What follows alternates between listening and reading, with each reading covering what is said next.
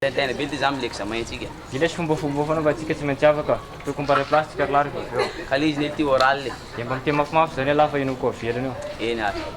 Laharana voalohany. Fanontaniana voalohany. Définir la démocratie. Gouvernement du peuple par le peuple et pour le peuple. Ary fanontaniana faharoa, isan'ny filoham-pirenena voalohany teto Madagasikara. Venezuela. Farany lazana hevitra hoe hiadiana amin'ny kolikoly. Piramide ndao be. Ampidirana ilay manaro Laharana fahavalo, gouvernement du peuple par le peuple et pour le peuple. fa izy ny anarala Fibertsirana. velativy adaly ataoko zéro ty asina ty avy la Piramide daholo be. lasy raha mivoaka. Tena tsy révélé jury mihitsy za baina tokony karakaraina. Fina mampatahotra lahy, tsika lesy tompo vola. Ohatra ina ny ilainao fa ataoko zay afaka atrano. Amene 10 millions ty démotion très bien. Dia tsy importe ny olona fa maka le certificat.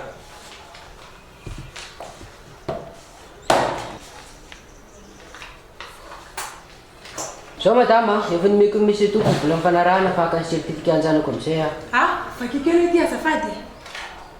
Lo ialahany mahatonga anaty aponja. Tokony hianatra mafy any za le.